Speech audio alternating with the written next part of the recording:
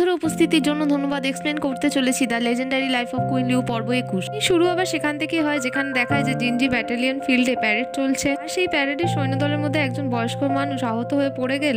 প্রথমে গিয়ে drum Rolle's করতে থাকা মহিলাকে তার মুখ না দেখে, অর্থাৎ এখানে সে তার মা না দেখে ধাক্কা দিয়ে সরিয়ে বলে যে কন্টিনিউ ড্রাম রোলস না করতে। এরপর জিনফেং সেই আহত বয়স্ক লোকের কাছে গিয়ে জিজ্ঞেস করে সে ঠিক আছে কিনা। বয়স্ক সৈন্য ঠিক আছে বলে উঠতে যায়, তার হাতে থাকা তলোয়ারটা পুরনো হয়ে যাওয়ায় সেটা ভেঙে যায়। জিনফেং এই দেখে চমকে যায় এবং রাজা ঝ্যাং ওই দৃশ্যটা দেখতে পায়। রাজা ঝ্যাং তখন নির্দেশ দেয় প্যারেড থামাতে। থেমে যাওয়ার পর রাজা ঝ্যাং লিউশিকে বলে যে তারা অন্দরমহলে গিয়ে কথা বলতে চায়। রাজা ঝ্যাং শিবিরের ভেতরে সকল আধিকারিকের থেকে জানতে চায় সেই দোষপূর্ণ শস্ত্রের বিষয়ে এক্সপ্লেনেশন। প্রধানমন্ত্রী লিউশি জানায় সেই বিষয়ে কথা বলতে চায়। সে জানায় যে উপকরণের কমতির জন্য তারা ত্রিপূর্ণ উপকরণ দিয়ে অস্ত্রশস্ত্র তৈরি করতে বাধ্য হয়েছে। তারা জোয়ান মানুষের কমতি হওয়ার জন্য সৈন্যদলে বৃদ্ধ বয়স্কদেরও রাখতে বাধ্য হয়েছে। দুর্বল সৈনিক থাকার জন্য তারা শুধুমাত্র ডিফেন্ড করতে পারবে অ্যাটাক করার জায়গায়। ঝ্যাং বলে লিউশিকে যে সে খুবই সাহসী, তার রাজার মুখের উপর এভাবে কথা বলছে। লিউশি জানায় যে সে সাহস দেখাতে বাধ্য হয়েছে, তার আর কোনো উপায় ছিল না। কারণ এখানে বাকি আধিকারিকরা ভয় পাবে যে রাজা কাকে সত্যি কথা বলে ফাঁসিতে চড়িয়ে দিতে পারে। ঝ্যাং জানতে চায় এই বিষয়ে যদি জেনে থাকে তাহলে কেন জানায়নি, কেন রিপোর্ট পেশ করেনি লিউশি। সে জানায় রাজার কাছে সে রিপোর্ট পেশ করেছিল, অনুরোধও জানিয়েছিল দরবারে রাজা সিংহাসন সামলানোর পর রাজাই এখানে জিনিসগুলো নাকচ করে দিয়েছিল। সে জানে রিপোর্টে সে স্পষ্ট জানিয়েছিল যে মিলিটারি ফান্ডসের জন্য যাদের থেকে কর বৃদ্ধি করতে হবে। ঝ্যাং রেগে লিউশিকে বলতে থাকে এই কাজটা করে সে কি করবে, রাজ্যের জনতার থেকে খারাপ কটু কথা শুনবে আর ইতিহাসে একজন খারাপ রাজা হিসেবে পরিচিত থাকবে। লিউশি জানায় রাজা ঝ্যাংকে যে জিনিসটা আজকে ব্যাটল গ্রাউন্ডে দেখেছে সেটা সম্পূর্ণ সত্যি না। ঝ্যাং জানতে চায় তাহলে কি সৈন্যদের দিয়ে সে রাজা ঝ্যাংকে এন্টারটেন করার চেষ্টা করছিল। সে জানে একদম সে এখন ঠিক বুঝতে পেরেছে লিউশিকে। এখানে ইচ্ছা করে লিউশি বলেছিল সৈন্যদের খারাপ উপকরণ, কবচ এবং অস্ত্রশস্ত্র প্রয়োগ করে সেই প্যারেড করতে। ঝ্যাং জানায় লিউশিকে লিউশি ইচ্ছা করে সবার সামনে মিথ্যে কথা বলার সাহস দেখিয়েছে সম্রাটকে। সে জানায় এটাকে মিথ্যে কথা বলা ধরা যেতে পারে না, কারণ মিথ্যে কথা বলা হলো আসলে মিথ্যে কথা বলা এবং জিনিসপত্র সম্রাটের থেকে জিনিসগুলো ভয় পেয়ে বাকি আধিকারিকরা করেছে, কিন্তু লিউশি এখানে এই কাজটা কখনোই করেনি। সে আসলে একটু মেলোড্রামাটিক উপায়ে বিষয়টা পরিস্থিতিটা রাজা ঝ্যাংকে জানানোর চেষ্টা করেছে। মিলিটারি ফান্ডসের জন্য কর বৃদ্ধি করা কতটা প্রয়োজন, শুধুমাত্র এটাই চেয়েছিল রাজা ঝ্যাং পরিস্থিতির গুরুত্বটা ভালোভাবে বুঝুক। ঝ্যাং বলে লিউশিকে যে সে শুধুমাত্র কেবল যে সৈন্য দলের মিলিটারি ফান্ডসের বৃদ্ধি করার জন্য কর বৃদ্ধি করতে। রাজা ঝ্যাং জানে সে কনফুসিয়াস এবং ম্যাকনিয়াস এদের রাস্তা দিয়ে পরিচিত। রাজা ঝ্যাং এখানে জানে যে উদারতা এবং ধার্মিকতা দিয়ে কি করে রাজ্য শাসন করতে হয়। জানে লিউশিকে লিউশি যা যা কারণ বললো সেই রকম কারণ সে কখনোই শোনেনি। এদিকে দেখা ইম্পেরিয়াল একাডেমিতে ক্লাস চলছে, মানে সেখানে একাডেমির মুখ্য শিক্ষক বেয়ে গিয়ে সকল ছাত্রছাত্রীদের জিজ্ঞেস করতে শুরু করে তারা জানে যে তারা পড়াশোনা কেন করছে। এখানে উপস্থিত অন্য টিচার শিক্ষক বেইকে জানায় যে ছাত্ররা হয়তো তার প্রশ্নটা ঠিক মতো বুঝতে পারছে না, সহজভাবে জানাতে। শিক্ষক বেই সহজভাবে ছাত্রছাত্রীদের জিজ্ঞেস করে তারা এমন কি কাজ করেছে বা করতে চাইছে যার জন্য রাজাকে এখানে পাপী হতে হয়। ক্লাসের শিক্ষক জানায় যে শিক্ষক বেইকে ভুল করে অনেক সময় এরকম হয় ছাত্রছাত্রীরা মনে করে তারা বেশি বুঝে গেছে, তাদের জ্ঞান অধিক হয়ে গেছে, তখন তারা ভুল কাজ করতে পারে। এখানে শিক্ষক বেইকে স্পষ্টভাবে ছাত্রদের বিষয়টা বোঝাতে হবে। শিক্ষক বেই জানায় ছাত্রছাত্রীদের যে ভালোভাবে স্পষ্ট করে সে কথা বলেছে, এটাই বলতে চাইছে যে তাদের পড়াশোনা বন্ধ করতে এবং শিক্ষক বেইর সাথে যেতে তাদের ভালো কিছু কাজ করতে হবে। এখন এদিকে দেখায় শিবিরে তখনও কথা চলছে এবং প্রধানমন্ত্রী লিউশি একটা বড় লিস্ট দেখাচ্ছে রাজা ঝ্যাংকে। রাজা ঝ্যাং এই বিষয়ে জানতে চাইলে লিউশি জানায় যে কেবল শুধুমাত্র যেই বিষয়ে কথা বলছে রাজা ঝ্যাং সেই বিষয়টাই সে জানাতে চাইছে রাজা ঝ্যাংকে। সে এখানে কথা বলার আগে তার মেয়ে জিনফেং এর দিকে তাকালে জিনফেং তাকে অনুরোধ করতে থাকে, ইশারা করতে থাকে তাকে না বলতে এই বিষয়। সেই লিস্টটা পুরো তৈরি করেছে জিনফেং নিজের হাতে। তো লিউশি এখানে রাজা ঝ্যাংকে জানিয়ে দেয় যে এখানে লেখা প্রত্যেকটা শব্দ বাক্য রানী জিনফেং এর লেখা, এগুলো প্রস্তুত করে লিউশিকে দিয়েছে। রাজা ঝ্যাং লিউশিকে বলে সে যা বলতে চাইছে তাকে সরাসরি সঠিকভাবে বোঝা। সে জানায় যে সে একটা গণনা করেছে এবং রাজমহলে 1338 জন দাসী আছে। সেই দাসীদের কেউ না কেউ সদস্য সৈন্যদের মধ্যে আছে। রাজা ঝ্যাংয়ের জন্য এখানে কেবল শুধুমাত্র শব্দগুলো ব্যবহার করা এই অবস্থার জন্য বা এই লোকগুলোর জন্য অনুচিত নয় কি? কারণ ডংহাও রাজ্যের সৈন্যরা অঙ্গরক্ষকরা শুধুমাত্র ডংহাও রাজ্যেরই সম্পত্তির ব্যক্তিগত জীবনও আছে এবং তাদের সম্পর্কও আছে। সে জানায় তাই রাজা ঝ্যাং যদি সৈন্যদের জন্য ভালো হাতিয়ার এবং কবচ দেয় শুধুমাত্র সেই সৈন্যদের রক্ষা করবে, সাম্রাজ্যকেই রক্ষা করবে, বরং সেই সৈন্যদের এবং তাদের পরিবারদেরও রক্ষা করবে। কারণ একজন সৈন্য শেষ হলে তার পরিবারও নষ্ট হয়ে যায়। রাজা ঝ্যাংই এখানে পারে যে সৈন্যদের জীবনে আশা তৈরি করে রাখতে। সে রাজা ঝ্যাংকে বলে রাজা ঝ্যাং যদি এখনো ব্যাপারটা বুঝে থাকে তাহলে সে তাকে অন্য কোথাও জায়গায় নিয়ে গিয়ে কিছু বিষয়ে কথা বলতে চায়, কিছু জিনিস দেখাতে চায়। ঠিক মনে মনে এখানে ভাবে তার বাবা প্রধানমন্ত্রী লিউশিকে দেখে যে প্রথমবার তার মনে হচ্ছে তার বাবা লিউশি খুব ফুল এবং দল। এদিকে দেখো অন্দরমহলে এমপ্রেস ডাগর আর কনসার্ট ডাগরের মধ্যে কথোপকথন চলছে। আলো বলা ভালো যে শাশুড়ির মধ্যে একটু কমব্যাট চলছে। ডাগর জানাচ্ছে এমপ্রেস ডাগরকে যে লিউসি খুবই ভালো, তার ছোট মেয়ে এখন বড় হয়ে গেছে, সেই বায়ুর সাথে তার ছেলে চোঙের বিবাহ প্রস্তাব দিয়েছে, সে এতে ভীষণ খুশি। ডাগর জানা এমপ্রেস ডাগরকে সে প্রথম থেকেই চেয়ে এসেছিল বায়ুর পত্নী হোক, ছেলে চোঙের। ডাগর জানে হ্যাঁ খুব ভালো কথা যে লিউসির মেয়ের সাথে বিয়ে হচ্ছে চোঙের। ডাগর জানায় যে জিনফেংও তো লিউসির মেয়ে। এমপ্রেস ডাগর বলে যে পতি-পত্নীর মধ্যে সম্পর্ক তখনই ভালো থাকবে তাদের সম্পর্ক সৌহার্দ্যপূর্ণ হয়। ডাগর জানায় যে রাজা রানীর মধ্যেও সম্পর্ক আগে ভালো ছিল না, আশা করছে তারা ভবিষ্যতে ভালো সম্পর্ক দেখবে।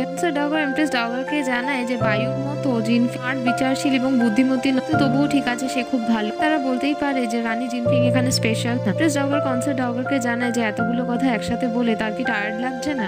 ডাগর বলে যখন থেকে সে কথাটা শুনেছে যে তার ছেলের বিয়ে হবে বায়ুর সাথে, মাথায় বিয়ে ডেট, পোশাক পরিধান এবং জায়গা এসব নিয়ে চিন্তা চলে যাচ্ছে। আজকে সে মহারানী ডাগরের সাথে চাও খেতে পারবেন, কারণ তাকে বিয়ের জন্য সমস্ত রকমের প্রিপারেশন করতে হবে। এই বলে সে সেখান থেকে চলে যায়। এমপ্রেস ডাগর তারপর কনসার্ট ডাগরে তৈরি করা চা মুখে দিয়ে বুঝতে পারে খুব গরম। রেগে গিয়ে তার অ্যাটেন্ডার চুইকে বলতে থাকে হয়েছেটা কি যে তার ছেলে বায়ুর সাথে বিয়ে হচ্ছে। এখানে কনসার্ট ডাগর আসলে খুবই গর্বিত ও মহানুভব চরণ দেখালো। এদিকে দেখায় রাজা রানী আর প্রধানমন্ত্রী জিয়ানপা গ্রামের দ্বারের সামনে দাঁড়িয়ে। ফেং খুশি হয়ে বলছে সে তার ঘরে ফিরে এসেছে। রাজা ঝ্যাং লিউসির কাছে জানতে চায় যে এখানে তাদের কেন আনা হয়েছে। লিউসি জানায় রাজা ঝ্যাংকে সে একটা গল্প বলতে চাই জিয়ানপা গ্রামের বিষয়টা সম্পূর্ণ সত্যি ঘটনা। লিউসি জানায় যে জিয়ানপা গ্রামের নাম আগে ক্রিলিয়ান গ্রাম ছিল। ক্রিলিয়ান গ্রামে ভূ পরিবার বলে একটা পরিবার ছিল। তাদের একটা জেনারেশন পরপর 7 জন ছেলের জন্ম দিয়েছিল। কিলিয়ান কথার অর্থ হলো এখানে 7 জনের শাড়ি। তারপর থেকে এই গ্রামের নাম কিলিয়ান গ্রাম হয়ে গেছিল। এই জিয়ানপা গ্রাম পুরুষদের নিয়ে পূর্ণ ছিল, কিন্তু এখন আর এই বিষয়টা নেই। জিয়ানপা গ্রামে এখন সক্ষম এবং পুরুষ বলতে খুবই কম। এগুলো সমস্ত যুদ্ধের জন্য হয়েছে।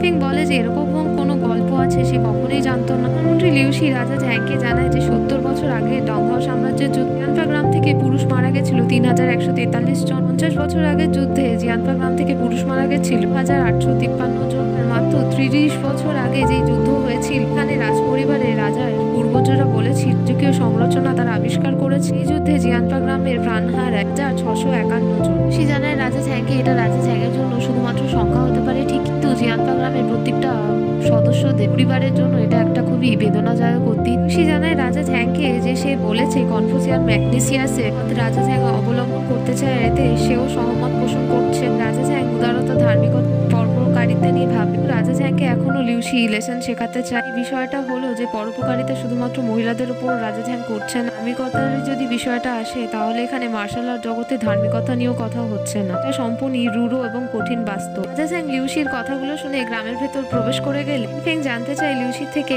যে যেই ঘটনাগুলো বলতে গ্রামে থেকে কতজন করে মারা গেছিল প্রত্যেকটা যুদ্ধে। সে তখন প্রত্যেকটা যুদ্ধের সংখ্যা ভুলভাল বলতে থাকে। ফেং জানতে চায় যে মৃত লোকের সংখ্যা নিয়ে কি লিউসি ছেলে খেলা করছে। এখানে ভালো মতো বুঝতে পেরেছে যে সম্রাটকে লিউসি আবার মিথ্যে কথা বলেছে। সে হেসে জিনফেংকে জানায় যে সে একটা গল্প বানিয়ে বলেছে, কিন্তু মিথ্যে বলা যাবে না, তাই এটাকে। ফেং জানতে চায় লিউসি থেকে যে সে মিথ্যে বিষয়টাকে কি করে সত্যি করে প্রতিস্থাপিত করতে পারে। সে বলে যে সত্যি তখনই থাকে কারণ মানুষ মিথ্যে কথা বলে, তাই। সে জানায় জিনফেংকে এখানে আসলে লিউসি বোঝাতে চেয়েছিল রাজা ঝ্যাংকে যে সে একজন সম্রাট, কোনোভাবে সাধু সন্ত না। আর আজকে রাতে রাজা আর রানী এই গ্রামেই থাকবে। ফেং চাইলে সে তার রিলেটিভদের সাথে দেখা করে নিতে পারে। ফেং জানতে চায় যে তার মাও কি এখানে উপস্থিত আছে। লিউসি জানায় যে জিনফেং আগেই তার মায়ের সাথে দেখা করে নিয়ে এখানে আসলে সে জিনজি ব্যাটালিয়ন ফিল্ডের প্যারেডে সেই ড্রাম রোলস করা মহিলার কথা বলে। তো জিনফেং এখানে সেই ড্রাম রোলস করা মহিলার মুখে দেখেন। সে এখানে তার বাবার কথা কনফিউজ হয়ে যায়। এদিকে দেখায় রাত হয়ে গেছে এবং জিনফেং তাদের গ্রামের বিশেষ কিছু ভোজন এনে রাজা ঝ্যাংয়ের সামনে রেখেছে আর বলছে গ্রহণ করতে। রাজা ঝ্যাং এখানে জিনফেংকে প্রশ্ন করে যে এইসব বিষয় আগে থেকেই সে জানতো, তাই তো। ফেং জানা যে লিউসির ফালতু কথায় কান্না দিতে। ফেং জানতে চায় জিনফেং থেকে সে আগে কেন রাজমহলে যখন ছিল কেন জানাই। ফেং বলে যে সে কোনোভাবেই জানতো না তার বাবা তাকে না জেনে সমস্ত তথ্য রাজা ঝ্যাংকে জানিয়ে দেবে। ঝ্যাং জিনফেংয়ের দিকে একভাবে তাকিয়ে থাকলে জিনফেং বলে সে ভুল করেছে, সে ক্ষমা প্রার্থী। তখন সে রাজমহলে ছিল এবং রানী ছিল, এই অনুরূপে তাকে আচরণ করতে হয়েছিল। ঝ্যাং জিনফেংকে বলে যে রানী হওয়া সহজ সাধারণ কনসেপ্ট আগে থেকেই ছিল জিনফেং এর কাছে। রাজাকে রাজার মতো তৈরি করার বেশ কনসেপ্ট সে কখনোই সহজভাবে রাজা ঝ্যাংয়ের সাথে কথা বলে না। সে গোলক ধাঁধার মতো ঘুরিয়ে ফিরিয়ে বা মেলোড্রামা করে বলেছে। তার উদ্দেশ্য এখানে সৎ ছিল, তাই রাজা ঝ্যাং ধন্যবাদ জানায় জিনফেংকে। বলে জিনফেংকে যে আগে সে ভুল বুঝেছিল যে যেই শিট ফর্ম ফিল আপ করিয়েছিল ঝ্যাংকে দিয়ে সেই বিষয়ে হয়তো রাজা ঝ্যাংয়ের বিষয়ে জানতে চেয়েছিল রানী জিনফেং। আসলে এখানে ইনডাইরেক্টলি বোঝাতে চেয়েছিল জিনফিং রাজা ঝ্যাংকে রাজা কিভাবে হতে হয় এবং রাজ্যের প্রজাদের কি করে ভালোভাবে জানতে। এখানে কথাগুলো নিশ্চয়ই ঠিক বলেছে। এই কথাটা জানতে চায় জিনফিং এর থেকে। জিনফিং বলে হ্যাঁ। এদিকে দেখায় প্রধানমন্ত্রী লিউশি তার পত্নী ইউংফুর পা ধুয়ে দিচ্ছে। তো এখানে জিজ্ঞেস করছে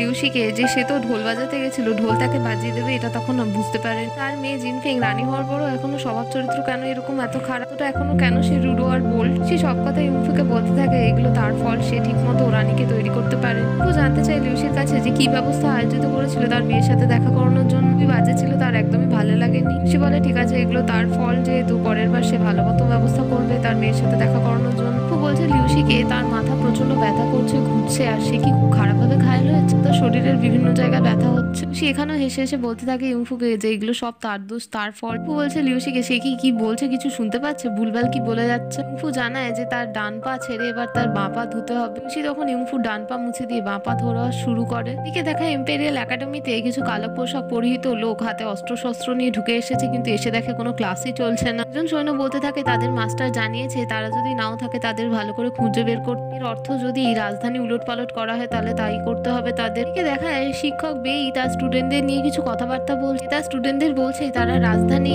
ডংহাওতে প্রবেশ করবে পূর্ব এবং পশ্চিমের পথ দিয়ে। একজন স্টুডেন্ট রেখে বলতে থাকে যে পূর্ব পথ দিয়ে আগে তাদের কল করতে হবে এবং পশ্চিম পথ দিয়ে ঢুকতে হবে, এরকমের নীতি তারা বইতে পড়েছে। একজন স্টুডেন্ট বলতে থাকে যে যুদ্ধকলায় সে বইতে পড়েছে ওটা যদি সাম্রাজ্যে জীবন বা মৃত্যুর হয়ে থাকে তাহলে বিষয়টা হয়তো সুরক্ষা বা সর্বনাশের পথের হতে পারে। তো এখানে চেকিং করা খুবই গুরুত্বপূর্ণ। বলে প্রথম কারণটা রাজনীতিক, দ্বিতীয়টা নির্ধারণ এবং তৃতীয় সম্পূর্ণরূপে ভূগোল। এর আরেকজন ছাত্র বলতে থাকে তারা সব ভুল বলছে, মানে আসলে যুদ্ধ শুরু হওয়ার আগে রণনীতি তৈরি করানো উচিত। কোনো রাজনীতিপূর্ণ জিনিস প্রথমে রণনীতি প্রয়োগ করতে হয়, তারপর কূটনীতি, তারপর সেনা কৌশল এবং তারপর সবার শেষে আক্রমণ।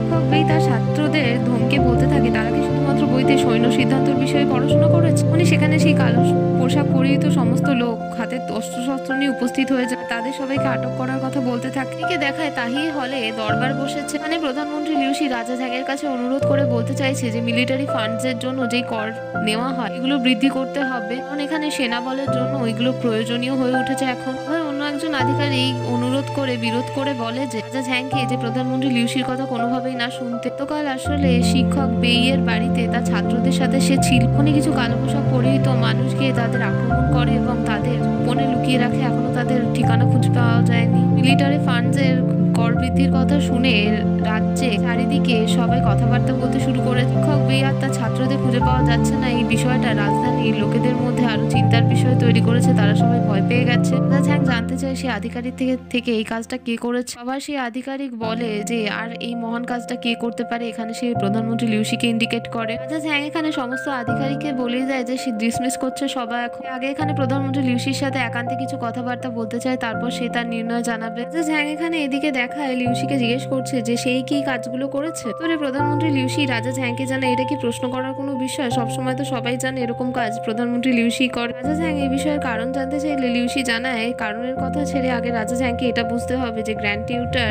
বেইয়ের ঘরে এতজন ছাত্র কি করছিল। রাজা ঝ্যাং জানায় প্রধানমন্ত্রী লিউশিকে যে এই বিষয়ে সে ভেবে দেখবে, বিচার করেও দেখবে। ইম্পেরিয়াল একাডেমির মুখ্য আধিকারিক শিক্ষক বেইয়ের সাথেও সেই বিষয়ে কথা বলবে। রাজা ঝ্যাং এখানে লিউশিকে বলতে চাইছে যে তাকে শিক্ষক বেইকে ছেড়ে দিতে হবে, তাকে একসাথে বিরক্ত করে কি লাভ হবে লিউশি। প্রধানমন্ত্রী লিউশি রাজা ঝ্যাংকে জানায় যে শিক্ষক বেইকে ছেড়ে দেওয়া খুবই সহজ, কিন্তু এই বিষয়টা নির্ভর করছে রাজা ঝ্যাংয়ের নির্ণয়ের উপর। ঝ্যাং বলে যে লিউশি কি তার সাথে সওদা করতে চাইছে। লিউশি জানায় রাজা ঝ্যাং একদমই ঠিক ধরেছে, সে এটাই চাইছে। সে জানায় ঝ্যাংকে যে সওদাটা করবে সেটা খুবই সার্থক হবে ঝ্যাংয়ের জন্য। ঝ্যাং জানতে চায় লিউশি থেকে যে তাকে কি করতে হবে। লিউশি জানায় তার সাম্রাজ্যের মধ্যে যেই রাজধানী আছে সেখানে মানুষের যত কমপ্লেন আছে 3 দিনের মধ্যে সব শান্ত করতে হবে। তার এই কাজটা যদি রাজা ঝ্যাং করে ফেলতে পারে তাহলে সে কথা দিচ্ছে 3 দিন বাদে শিক্ষক বেই আর তার ছাত্ররা ফিরে আসবে ভালোভাবে। রাজা ঝ্যাং ওই ডিলে রাজি হয়ে যায়। এদিকে দেখায় রাজার 3 সহযোগী কথা বলছে এবং রাজকুমার চং সুয়ের কাছে জানতে চাইছে কমান্ডার সুয়ের অধীনে কতজন অঙ্গরক্ষক আছে। উত্তরে জানায়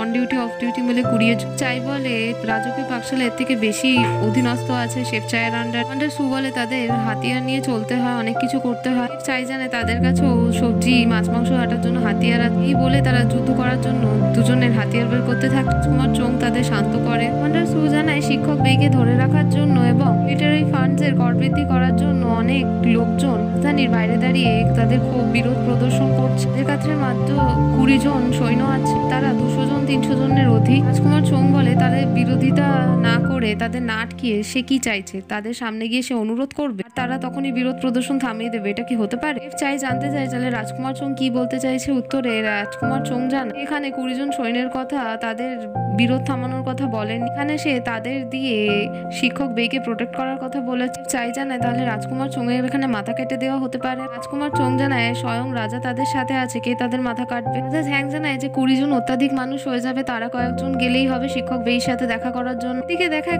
বাকি 3 সহযোগী এসেছে, যেখানে আবার তারা জোকারের মতো আচরণ করা শুরু করে দিয়েছে। 3 সহযোগী বলতে থাকছে একজন গিয়ে সামনে কাউকে ভাঁওতা দেবে, কোনো অঙ্গরক্ষক, একজন রাজাকে এখানে রক্ষা করবে, বাকি একজন ব্যাকআপে থাকবে।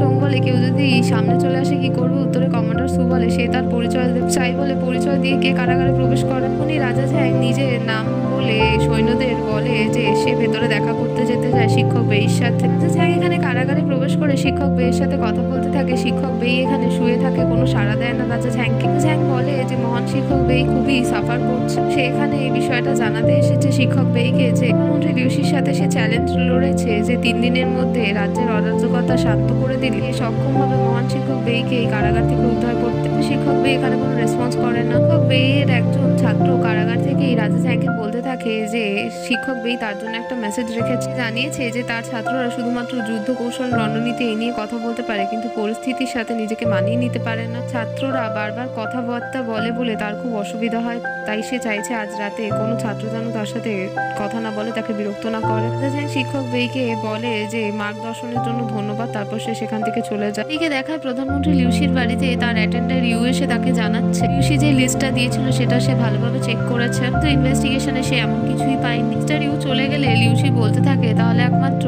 সেই যে তাকে সাহায্য করতে পারে। এদিকে দেখায় রানী জিনফেং যারা বিরোধ প্রদর্শন করছে প্রজা, তাদের কিছু ফেস্টুন পড়েছে। ফেস্টুন গুলো সে পড়ে দেখছে সেখানে লিউসিকে লোভী, রাজা রানীকে পাগল, দুষ্ট, এগুলো সব বলা হয়েছে। ফাং বলে যারা এগুলো লিখেছে তারা কি ভয় পায়নি, তাদের মাথা কেটে দেওয়া হতে পারে। জিনফেং বলে আগে সেগুলো না ভেবে তার উচিত রানীকে শান্ত করতে বলা, কারণ এখানে রানী শান্ত না হলে জানে না কি করবে। এখানে সব সমস্যা তৈরি করেছে রাজা এবং প্রধানমন্ত্রী লিউসি। মিলিটারি রিফান্ডস এর জন্য তারা কর বৃদ্ধি করতে চাইছে, কিন্তু এখানে প্রজারা রানীকে এইসবের মধ্যে কেন টেনে এনেছে সেটাই সে বুঝতে পারছে না। জিনফেং রেগে বলতে থাকে যে তার মা ইউংফু কি দেখেছিল তার বাবা লিউসির মধ্যে, যে প্রেমে পড়ে গিয়েছিল, এইসব ভেবে এখন আফসোস হচ্ছে। উনি সেখানে প্রধানমন্ত্রী লিউসি উপস্থিত হলে রানী জিনফেং ডেকে তাকে হেসে বসায়, বলতে থাকে সেই ফেস্টুন গুলো দেখিয়ে দেখতে কি করেছে, লিউসির জন্য আজকে এই সমস্ত জিনিসপত্রগুলো হচ্ছে। সে জানায় জিনফেংকে সে সমস্ত কিছু স্পষ্ট দেখতে এবং বুঝতে দ্রুতই পাচ্ছে। লিউসি জানায় যে ফেস্টুনে লেখা হ্যান্ডরাইটিং খুবই বাজে, সে তাকে সুন্দর হ্যান্ডরাইটিং দেখাচ্ছে। এই বলে জিনফেং এর সামনে একটা পেপার রাখে যার মধ্যে কিছু লেখা আছে। লেখাটা হলো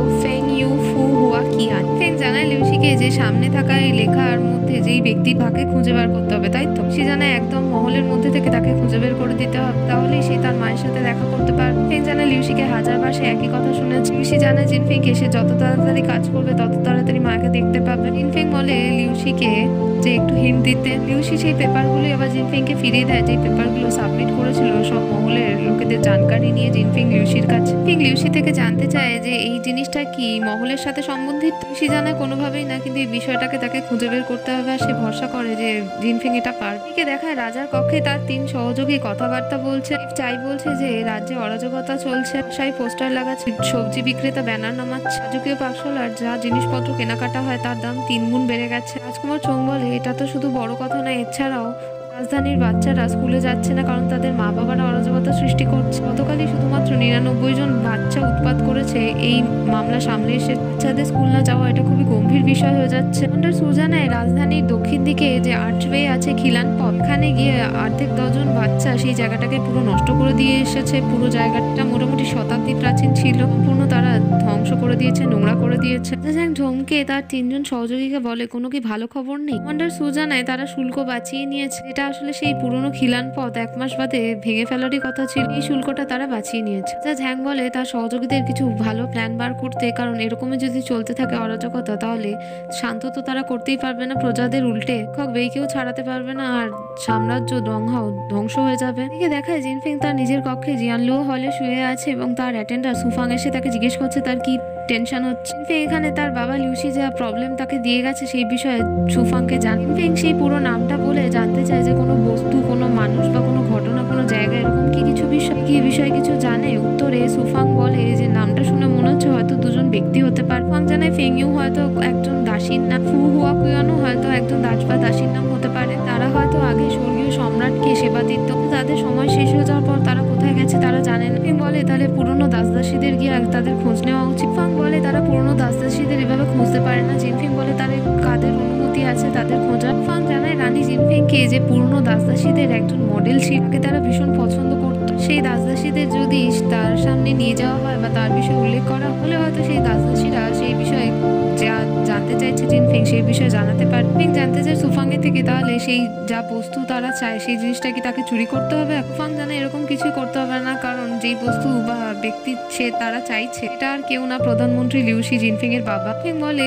লিউশি সুন্দর, বুদ্ধিমান, চতুর এবং মডেল। হ্যাঁ ঠিকই আছে, কথাগুলো বলেই তো উল্লেখ করলো যে পুরনো দাসদাসীরা এইসব জিনিসপত্রই বলতো তার বাবার ব্যাপার। ফেং হেসে বলে ঠিক আছে, ওই জন্যই হয়তো তারা নিজেদের রূপচর্চা নিয়েও ভীষণ চিন্তিত। দিকে দেখায় রাজকীয় চিকিৎসক ইউচ্যাং পথ দিয়ে যাচ্ছে এবং তার মুখে অদ্ভুতভাবে জোকারের মতো মেকআপ করছেন। থেকে রানী জিনফিং এসে তার মুখ দেখতে চাইলে সে প্রথমে মুখ ঢাকতে থাকে, জিনফিং তবুও জোর করে তার হাত নামিয়ে মুখ রেখে নেয় ইউচ্যাং এর। পর সে হো হো করে হেসে ওঠে। ফিং হেসে হেসে জানতে থাকে ইউচ্যাং এর কি কেউ পিটিয়েছে। এখানে কাঁদতে থাকে। জিনফিং বলে ঠিক আছে, সে তার উপর হাসবে না, তাকে কানা কাঁদতে থেকে রাজা ঝ্যাং আর তার অ্যাটেন্ডার সুয়ান সেই দৃশ্যটা দেখে নেয় এবং রাজা ঝ্যাং এখানে মারাত্মকভাবে ঈর্ষান্বিত হয়ে যায়। সে সুয়ানের হাত ধরে চেপে ধরে বলতে থাকে যে কি চলছে এখানে। সুয়ান বারবার বলতে থাকে সে জানেন, হাতে ভীষণ লাগছে। রাজা ঝ্যাং নিজেকে বলতে থাকে ঠিক আছে, ছেড়ে দিতে শান্ত হতে থাকে, কিন্তু তবুও জোরে চাপ দিতে থাকে সুয়ানের হাতে। একে দেখা ইউচ্যাং নিজের মুখ পরিষ্কার করছে। জিনফিং আর সুফাং তাকে দিকে হি হি করে হেসে যাচ্ছে। তখন চ্যাং উঠে দাঁড়িয়ে বলতে থাকে যে বয়স্ক যারা দাসদাসীরা ছিল রাজমহল পয়সা কামানোর জন্য সে তাদের ফেসিয়াল করে দিচ্ছিল আর তারাও তার মুখে অ্যাপ্লাই করেছে, এর বেশি আর কিছু না। মানে বয়স্কদের সম্মানই জানিয়েছে। ফিং বলে ইউচ্যাংকে এটা ভীষণই হাস্যস্পদ, সে নিজের হাসি থামাতে পারছে না। চ্যাং বলে সে শুধুমাত্র একটু বেশি অর্থ উপার্জন করতে চেয়েছিল, আর কিছু না। ফিং বলে সে একটা চিঠি দেবে ইউচ্যাংকে, সেটা গিয়ে তাকে তার মাকে দিতে হবে। চ্যাং জানায় জিনফিংকে যে সে তো তাকে কোনোভাবেই ভরসা করে না, তাহলে সে তাকে দায়িত্ব কেন দিচ্ছে। ফিং জানায় পরিস্থিতি আগের তুলনায় আলাদা, তাই সে তাকে দায়িত্ব দিচ্ছে। এখানে জিনফিং এই বলে ব্ল্যাকমেলও করে ইউচ্যাংকে যে তার মুখে এরকম মেকআপ দেখে নিয়ে তার কথা না শুনে তাহলে সবাইকে সে জানিয়ে দেবে। চ্যাং এখানে জিনফিং এর হাত ধরে বলে সে তার পত্র তার মায়ের কাছে পাঠিয়ে দেবে, পত্রটা দিতে। চ্যাং বলে জিনফিংকে যে সে চিন্তা করছে না যে সে যদি তার চিঠি দেখে না। ফিং বলে এখানে সে তার বুদ্ধি দিয়ে অর্থাৎ ইউচ্যাং তার বুদ্ধি দিয়েও বুঝতে পারবেন। চ্যাং সেই চিঠিটা খুলে তার ভিতরে দেখেও জানায় যে সে সত্যি কিছু বুঝতে পারেনি। এদিকে দেখার পথ দিয়ে যেতে যেতে রাজা রানী দেখা হয়ে যায়। জিজ্ঞেস করে রাজা এখানে কি করছে। উত্তরে রাজা বলে মহল তার, সে যেখানে ইচ্ছা যেতে পারে, যা ইচ্ছা তাই করতে পারে। যা একই কথা জিজ্ঞেস করলে রানীও তাকে তারই কথা ফিরিয়ে দেয়। ঝ্যাং বলে যে রানীর থেকে সে সবকিছু জানতে চায়, কোথায় ছিল, কার সাথে দেখা করেছে, কি করেছে। ফিং জানায় সে তাকে এগুলো বিষয় নিয়ে বলবে না, কারণ তাকে এগুলো জানানোর কোনো ইচ্ছা নেই তার। রাজা জানায় সে রাজ্যের রাজা, তার রাজমহলের সমস্ত বিষয়ে জানার অধিকার আছে। ফিং বলে রাজা ঝ্যাং কি এখানে ঈর্ষান্বিত হয়ে গেছে। তুমি রাজা ঝ্যাং স্বীকার না করলেও পরে জানায় যে হ্যাঁ সে ঈর্ষান্বিত হয়ে গেছিল ইউচ্যাংকে তার সাথে দেখে। ফিং বলে রাজা ঝ্যাংকে সে তো ভেবেছিল যে রাজা ঝ্যাং হয়তো মজাদার কোনো গসিপ চায়, কিন্তু সেও সেই বুড়ো বয়স্ক মহিলাদের চায়। রাজা ঝ্যাং বুড়ো বয়স্ক মহিলাদের কথা জানতে চাইলে রানী জিনফিং কানে কানে তাকে কিছু কথা বলে। ফিং জানায় রাজা ঝ্যাংকে রাজমহলের এত গসিপ আছে তারা জানতো না। সব রাজা ঝ্যাংকে জানিয়ে দেয় যে এগুলো যেন অন্য জায়গায় স্প্রেড না করে, তাহলে এগুলো তারা শুনতে পারবেন। রাজা ঝ্যাং জানতে চায় যে এইসব গসিপের বিষয়ে তারা এত রুচি কেন রাখে। তোরে জিনফিং জানায় পুরো দুনিয়ার মানুষই এই সমস্ত গসিপের রুচি রাখে, এখানে কেবলমাত্র একা নয়। জিনফিং জানায় যে তাদের জিয়ানপা গ্রামেও এরকম হতো, বড় বড় বিপর্যয় যাবতীয় বিষয় নিয়ে কথাবার্তা হতো না, যেমন ভূমিকম্প, সুখা, অতিবর্ষণ, এইসব জিনিসপত্র নিয়ে। কোনো ছোট বড় ধরনের মহামারী, চিকিৎসা এগুলো নিয়ে কথা হতো না, বরং এইসব গসিপে তারা রুচি রাখতো। কে কার মেয়ের সাথে পালিয়েছে, কে কাকে বিয়ে করে, কোন চোর ধরা পড়লো, কে আসলে ডাকাত, ছেলের মেয়ের কত আয় ব্যয় হলো, এই যাবতীয়। রাজা ঝ্যাং বলে এগুলো মজাদার জিনিস লাগে সাধারণ মানুষ। জিনফিং জানায় যে সে সম্রাট, তাই সে সাম্রাজ্য, রাজকার্য এইসব নিয়ে যাবতীয় ভাবে। সাধারণ মানুষ ঘরেলু জিনিসপত্র নিয়েই ভাবে, তার এই বিষয়ে চিন্তা করে। সমস্ত কথাগুলো শুনে রাজা ঝ্যাংয়ের মাথায় একটা বুদ্ধি আসে। জানে জিনফিংকে সে বুঝতে পেরেছে তাকে কি করতে হবে। একে দেখায় রাজা ঝ্যাং তার সহযোগীদের নিয়ে কথাবার্তা বলছে, তাদের একটা কাজ দেয় এবং বলে তারা কি বিষয়টা বুঝে। সকলে উপস্থিত বলতে থাকে যে রাজমহলের এবং বিভিন্ন জায়গা তাদের পারিবারিক এবং ব্যক্তিগত বিষয় নিয়ে কে কি করছে, কখন কি করছে, যাবতীয় বিষয় নিয়ে তাদের মাথা কামিয়ে কি লাভ। তোরে রাজা ঝ্যাং জানায় যে শিক্ষক ভাই ঠিকই বলেছে, তাদের পরিস্থিতি অনুকূল করতে শিখতে হবে। তো কেবলমাত্র একটা ছোটখাটো স্টেপ, সামনে বড় কিছু হতে চলেছে। দিকে দেখায় এখানে ইউচ্যাং এসেছে তার জিনফিং এর মা ইউফুর সাথে দেখা করতে। এসে জিনফিং এ দেওয়া সেই পত্রটা দেয় ইউফু। চ্যাং বলে যে সে কি তার ভেতরের জিনিসটা বুঝতে পেরে। ইউফু জানায় হ্যাঁ সে তার ভেতরের জিনিসটা বুঝতে পেরেছে, তাকে অপেক্ষা করতে মুহূর্তে সেই জিনিসগুলো এনে দিচ্ছে তাকে। ইউফু ভেতর থেকে গিয়ে একটা বড় পুঁটলি আনে আর বলে যে ইউচ্যাংকে এই জিনিসপত্রগুলো জিনফেংকে দিয়ে দিতে। ইউচ্যাং সেই পুঁটলি দেখে ইউংফুকে বলে যে এগুলো কি খুবই দরকার, আর এটা অনেক বড় পুঁটলি, এখন তো জিনফেং রানী হয়ে গেছে, এই সমস্ত জিনিস কি জিনফেং এর লাগবে? ইউংফু জানিয়ে দেয় সে শুধুমাত্র তাকে দেওয়া কাজ সেটা করে দিলেই হবে, রানী যেহেতু বলেছে লাগবে তাই তাকে পাঠিয়ে দিতে, ব্যাস এইটুকু। ইউংফু জানায় ইউচ্যাংকে যে রানীকে এটা জানিয়ে দিতে, তার মা একদম ঠিক আছে, তার বিষয়ে যেন চিন্তা না করে। পরে সেই একভাবে এক হাতে তুলতে গেলে ইউচ্যাং হোঁচট খায় প্রথম, তারপর সে বহু কষ্টে সেটাকে কাঁধে তুলে নেয়। ইউংফু এখানে ইউচ্যাং এর থেকে জানতে চায় যে এটা কি ভীষণ ভারী? কষ্টের ছাপ নিয়ে ইউচ্যাং বলতে থাকে না, একদমই ভারী না। ইউচ্যাং তারপর চলে যেতে থাকলে ইউংফু বলতে থাকে আহারে এত একটা যুবক ছেলে অথচ কি দুর্বল হয়ে গেছে। দিকে দেখায় রাজধানীর বাজারের মধ্যে লিউসির ভালোবাসার গল্প বিক্রি হচ্ছে বই। বিভিন্ন মানুষেরা পথে যেতে যেতে সেই বিষয়েও কথা বলছে, লিউসির পছন্দ অপছন্দ, তার কতগুলো গার্লফ্রেন্ড ছিল, তার পছন্দের রং, যাবতীয় সমস্ত কিছু।